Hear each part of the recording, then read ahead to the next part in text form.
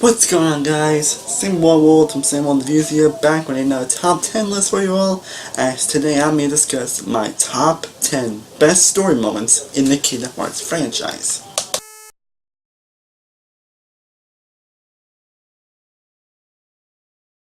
Now, I actually have been meaning to do this for quite some time. I actually was kind of planning on doing it after my spoiler review Kingdom Hearts 3. But for some reason I decided not to make because also basically our lists and our reviews, but I'm not here to discuss my favorite story moments in the franchise. And I'm only discussing like story moments in the franchise. I'm not including any boss battles on this list because honestly, they probably take the most lists if I would include them, and honestly, I think they're more deserving of their own list. I mean, Kingdom Hearts pretty much boss battles for reasons, so I think it's best if I save it for their own list in the future, so yes, I'm discussing some true story moments and I reckon based on how much emotion and how I mean how much impactfulness, and I'm making them on true emotion and impactfulness. So I hope you all enjoyed this list. Feel free to let me know what would be your favorite story moments. Comment down below. Also be sure to subscribe if you haven't already. And again, there will be a massive spoiler on those who haven't played the games. Spoiler warning, you've been warned. So enough being on the bush. Let's get started with your list, shall we? At number 10, you got a list. You got Axel being confused over everything in the mysterious tower from Kingdom Hearts 3. Now, one thing I always love about Kingdom Hearts one of the main reasons I love about Kingdom Hearts 3 humanly is how self-aware it can be at times. Now, that's I actually wasn't expecting for Kingdom Hearts 3 is how self-aware it can be at times of the confusingness and the crazy and the stupidness of some of the characters. Like, there was some good self-awareness in this game, which again, I wasn't expecting. In fact, my favorite the self-aware stuff, it definitely had to be this moment in Kingdom Hearts 3, basically after you save Aqua and Ventus. About getting the mysterious tower, where we kind of what's going on with Aqua and Ventus, and then Aqua and Kyrie and all that, and then so it's like, and then we see from us like, hey, I comes up, but where do I fit in here? Ventus was just like Roxas, or the Roxas are just like Ven. And after explaining all that to him, which is itself a crazy long story, and apparently everybody knows everybody, this is the same amount to get memorized. Then some more creepy stuff happened, and he's like, see, he's your brainiac. And then we see June, I was like, huh? Now who? And of course we see June explain that he got confident, but to explain everything that's going on. Like, that is some good self-awareness right there. And it's funny seeing Axel being confused over everything, and it's just so hilarious. Like, Kingdom Hearts is definitely the best when it comes to humor. This is definitely one of the funniest moments in the franchise. I mean, definitely deserves to be on this list. At number 9, and speaking of discussing Aqua and Ventus in the last one, we got Aqua being saved from Kingdom Hearts 3.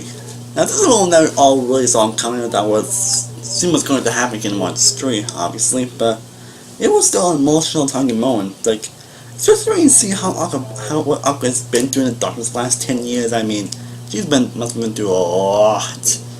And she went through a lot of emotional turmoil and all that. She went through a lot, especially if we put the Fragmented Passions one, like, man. I'm not really discussing the boss battle. The boss battle is amazing, and probably would make my best list in the future. Boss battle in the future. I'm more talking about like after the boss battle where you actually save her, then she was on Dusty Island, and then she's just Aqua and Ven first, with Terra and Ven first, which was pretty interesting. And then she's like, then she sort of Rika's like, Aqua's like, it's you. See, Mickey. Pretty much her realization that she's finally had the darkness after so long. That's one of the moments that honestly why Zone's on this list, because it really weighs a lot more, especially if you involve these characters, especially if you know what Aqua's been through and all that. It's like, it's actually pretty hard to when you actually think about it. Like, man, it's just how Aqua's been through it. It's hard to tell you, knowing that she's finally out of the darkness and she's finally here. And then, of course, we didn't see Ventus, which is one woman that unfortunately missed this list, but Aqua being saved and her reaction of finally being out of the darkness for so long is definitely worthy of being on this list. At number 8, we got Sora losing his Keyblade from Kingdom Hearts 1. Now, of course, I knew at the moment when the first Kingdom Hearts came on this list. I mean, the first game still has some really great moments, and there were a few I definitely thought I'd put on this list. But I ended up going to mode where he ended up losing his Keyblade in Hollow Bastion. And so, I don't know, I mean, a lot of people say it's one of the best, and a lot of people say it's one of the best in the franchise, and for good reason. Reach, and you see Sora going up Halabashi, and you see him have to Riku, and Sora being kind of been staying since the beginning, and you meet again Traverse Town. Luffy's kind of like tricking him, thinking he can rescue Kairi, and Sora's actually his enemy and abandoning him. Then you see this tongue between them about friendship and all that, and then I don't know, you see Riku just take his Keyblade, which is like, what, huh? And it definitely makes a lot more sense, especially played by Sleep, or Riku was actually the true Keyblade wielder, and actually it's a lot more layers if you actually play by Sleep, actually, so I'm getting props on that. I don't know, and it's pretty much Sora's reaction to that is just, man, and playing more Hunter games, you end up seeing Donald and Goofy end up going abandoning him. It doesn't last for long, but I remember when I first played, I was like, whoa. And despite knowing that I'm going to ban him, it's still kind of surprising they actually did. I mean, I know they get fallen keep, but really? They definitely proved their friendship later on, so when they actually reunite with them, so. But I don't know, Sora losing player is definitely heartbreaking. That's about my favorite moment in the first Kingdom Hearts game. The favorite moments I don't think could have put on this list while in the first game, but Sora loses Keyblade definitely is my favorite moment in the first one. And number 7, we got another moment for Kingdom Hearts 3, and that is the reunion between Terra and Aqua and Ventus. Cause Kingdom Hearts 3, might not be my favorite franchise, has some of my favorite moments in the franchise. It has moments that you probably could see coming and probably aren't expecting to happen, but when those moments actually happen, I'll actually get to know one of those moments in a little bit. It's still very rewarding and very awesome. And this is no exception here, as in course, maybe between Vanitas and Terra is Xehanort. And back when I'm debating was definitely, especially find that he's kind of like Sora.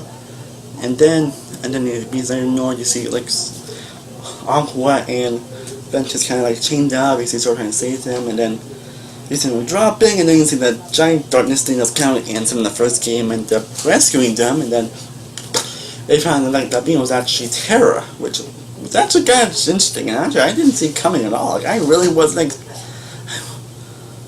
he's basically saying I would protect my friends, and then he finally ended up saving them. But part of the thing with them, and then he's finally seeing Terra reunite with Aqua and Ben, especially one thing I actually like in Monster and definitely improving that graphics really come a long way, is that it's seeing actual tears come out of these characters, seeing actual tears coming out of their eyes.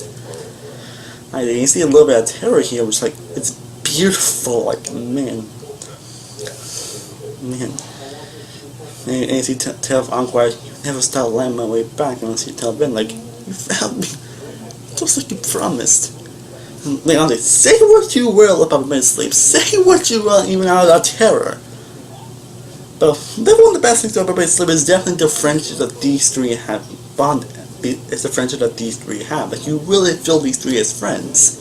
Especially from the very beginning, you really do feel them as friends. Especially if you play by sleep. So it's pretty emotional finally seeing these characters reunite. And seeing Terra return. And speaking of return, at number 6, we have Roxas' return from Kingdom Hearts 3. Now, I knew this moment was definitely going to make a list somewhere, I guess. Again, this is a moment I kind of thought it was going to happen at some point, but how it happened was awesome. Basically on the boss fight, this time you were with this particular girl who actually ended up being Shion, who I will mention in a little bit, and Sax.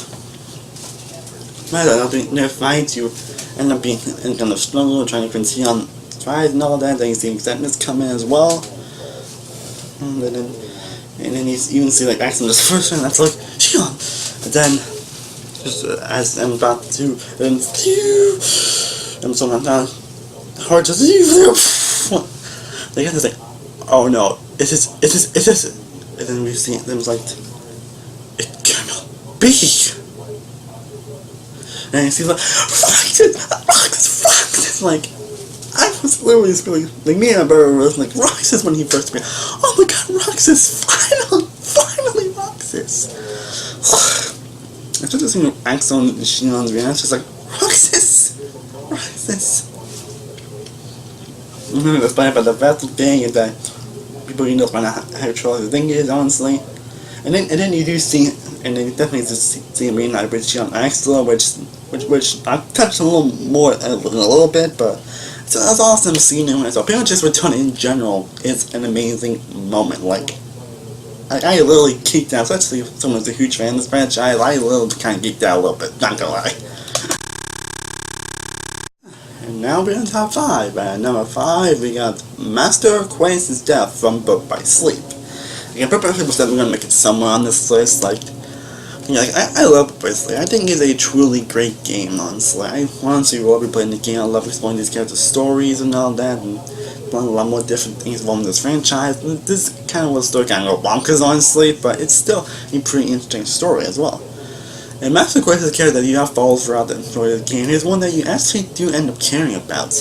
And this stuff is pretty surprising, honestly. Like, especially before Tyrion was actually about to kill Ventus, and ultimately Master saying what's planned from Wishing, which is definitely as emotional as it is. But you see Terra coming, pretty much flipping out and pretty much kind of freaking out about him trying to push him in. Then he ended up fighting Quaid, which starting it's as tough as it is. I'm not again not 16 boss battles, again that's more different list.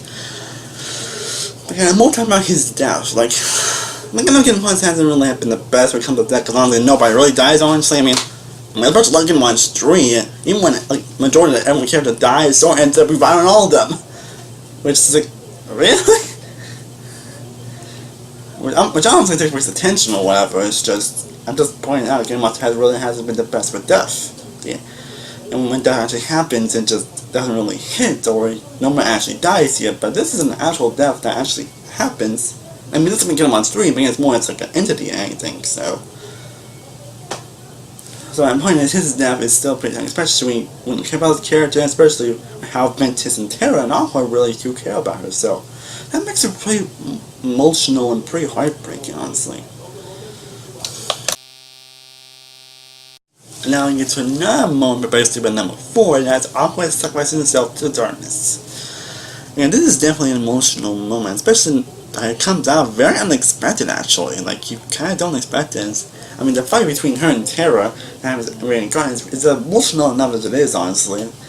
Like, especially when how these two meant to each other and how these two how the friends to each other, but seeing them fight each other is pretty heartbreaking, actually. Like, it's one of the fights where you don't really want to fight him again. But again, I'm not talking about the boss battle, that's for another list. I'm more talking about Aqua sacrificing herself as Terra ends up being sucked into darkness and being a friend she is. Aqua ends up bringing Terra back into the light. And that's pretty much how Aqua came to darkness to begin with, which is pretty sad, especially when you know all the stuff Aqua's been through after the game, and that inspired everything. She cares so much about Terra that she's willing to sacrifice herself to the darkness for Terra. And again, that Terra is definitely a divisive character among Kingdom Hearts fans. Some people love him, some people hate him. Honestly, I always like the guy. He's back me kind of stupid at times, but this moment still really hits. Like, man, this moment really hit. Like, I'm feeling a lot of emotion when this became like, no, Aqua, no. Especially if you get the secret ending and you've been to play through the darkness and also find my passage. It definitely gets pretty emotional. It's the start of an emotional journey for this character. So and this was the beginning of an emotional journey for Aqua. And it still freaking hits. At number 3, we have Shion's death, or death, you can say it from Freedom Elizabeth 2. Which is an odd title to say it, but that's been a title that's something dimensionals or whatever, but anyway, like, Freedom 2 is not really one of my favorites in the franchise. I mean, it was kind of near the bottom of my list in my ranking. But one of the best aspects I can say about that game was the friendship between Roxas, Axel, and Shion. Like, there was hints that Roxas and Axel had a friendship in Kingdom Hearts 2. And this game pretty much just has a lot on that friendship, and you actually felt a good bond between them, not just him, but with Shion as well. Like, you really felt a great bond between all 3 characters, and this made the job making you feel a lot for these characters, which, but especially in the movie thing they did in the 1.5 remakes, like, you really feel for their friendship, honestly. And unfortunately, Shion has not been the greatest when they reveal why Shion's here and all that, and who she really is as a person, and then she actually ends up with Hyper Silver, and she ends up turning into the giant monster and wants Roxas to pretty much beat her. That's definitely sad. Then you end up like, then you see like, and now that you see the kind of famous darkness and all that, and you see Roxas feeling very sad about everything, and again, Roxas and Xion really had a great bond throughout this entire game, and again, it really hits home. Like, you know, she end up turning Kingdom Hearts 3 on 3. That moment still really hits, actually. Like, especially those that really have great bond with someone, it really does hit. That's it. I think does a great job of developing their friendship and their bonds, and when the great stuff that's happening, you actually feel for them. And interesting that also interesting that you kind of knew who that was. Like with a lot of moments I mentioned, you kind of knew this was coming, because that Xion was hardly even mentioned, or not mentioned at all in the previous installments. But again, how it happened though still really hit. Like, this is definitely one of the best kinds of motion. You know, Xion ends up coming like back in 3. This moment still really hits. And despite Favorite Over 2 being not being one of my favorites in the franchise, I cannot the amazement of this moment here. At number 2, we got Reuniting Riku and Kairi from Kingdom Hearts 2. Yeah, we finally got a moment from Kingdom Hearts 2. Like, that's good, because Kingdom Hearts 2 pretty much topped my list. And it's surprising that this is the only spot that Kingdom Hearts 2 is going to have on this. Spoiled by no one, by the way, but yeah, that's crazy. I mean, and so Kingdom Hearts really has a lot of memorable moments here. Like, I don't think Kingdom Hearts is worried of memorability or whatever. It has so many great moments on it, especially in terms of the story. Has so many great and memorable moments to it. But if I had to choose what probably made my favorite story moment, it'd definitely be finally reuniting Riku and Kairi, which has pretty much been the sole scope much from the first and the second game. It's reuniting Riku and Kairi, and that's definitely the huge main goal in this game, is finally reuniting with Zora's friends. And you actually do want to finally reunite with them. Because you, especially with all the characters they've been to, you really want them to reunite. That's so much.